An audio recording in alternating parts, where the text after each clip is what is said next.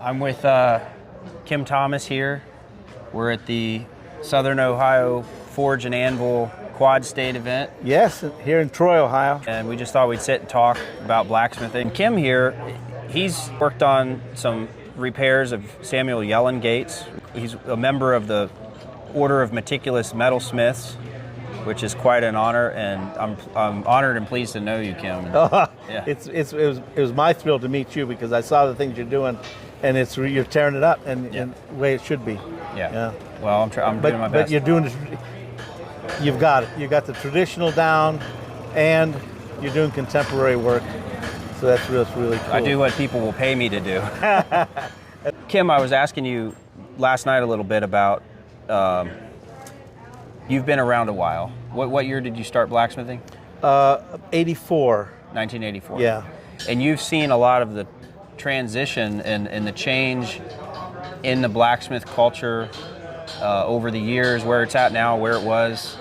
And from what I hear, I'm too young to know, I started in 2002, but from what I hear, there was a time when there was blacksmithing was dead in the United States for the most part. Just before, it was 76 kind of started revitalizing the interest in things because it was the bicentennial in these traditional crafts, but yeah, it was completely gone. Mm-hmm. And there was no way of networking. How would you know if a smith is here, another one's in Wisconsin? You wouldn't know each other. Mm-hmm. But then, they formed a BANA in Lumpkin, Georgia, and that started to bring us all together. And once that happened, it was a rebirth of. Do you have any knowledge of before the first BANA meeting? What was it like in the U.S. for blacksmiths? Well, they were just isolated people doing it here, there, and everywhere. And Alex Beeler, he went around and started to find these guys working by themselves,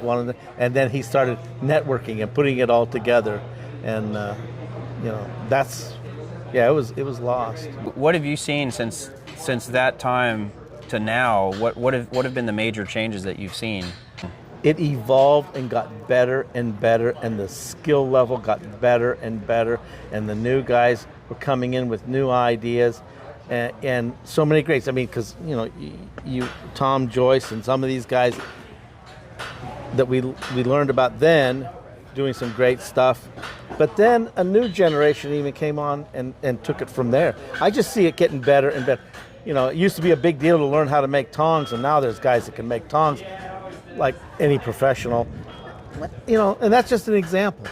Mm-hmm. And now, since with the internet, it's taken a huge leap forward, and kind of going in many different directions, because a person could just kind of go off onto their own niche and find the other people just like him. Yeah. Because there's lots of them. Mm-hmm. But now we can get together. So I see it even going to places we never expected it to see it. When I started in 2002, I guess there were some forums online that you could join to get information. Right. I wasn't involved with those. I didn't connect with blacksmiths around the country until Facebook started in 2006. But when I first started, I depended on events like this, and that's how I would connect and learn with other blacksmiths. But now it's really gone to YouTube and But this is Facebook. still, are no substitutes for these live events. Yeah. Man, because you're here, you're talking to the masters. You're right here and you see him working at the anvil. And if things go wrong, he tells you how to get out of that situation. So this is wonderful. You can't replace this. You can't replace it. What do you think about the interest in knife making? How's that affected it? Because everybody wants to get into blacksmithing, but they want to make knives. Yeah, well, it's an entry into it. I didn't start doing what I was doing. I came in doing colonial stuff, and that's all I knew, colonial stuff. But now I'm doing ornamental ironwork, and restoration work. That wouldn't have happened until I came into here first, And I did Damascus knives for a lot of years. Why? Because there were magazines for knives, and there isn't magazines for colonial ironwork, right? Oh, okay. So if I wanted the exposure, I could get in the magazines. Mm-hmm. And so in the 80s and 90s, they were a big deal. Mm-hmm. But that's what's happening on the internet now. Is it doesn't matter how they come here, what brings them in here.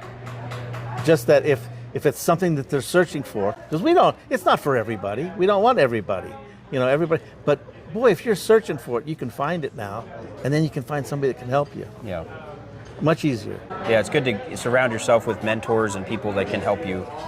You're going to save a lot of time. It's better to get some advice than try on your own for 3 or 4 or 5 years. Absolutely. So do you have any big projects you're working on? I know you just finished that fireplace I'm just finishing screen. up some Yellen reproductions. I have no big Yellen major restorations going.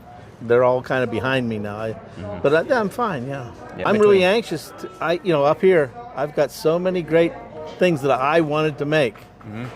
And now it's time to do that. So I'm kind of keeping the book clear so I can just make my pieces. Yeah. And they'll be the best pieces I ever made. Okay. Yeah, because my whole heart is in them.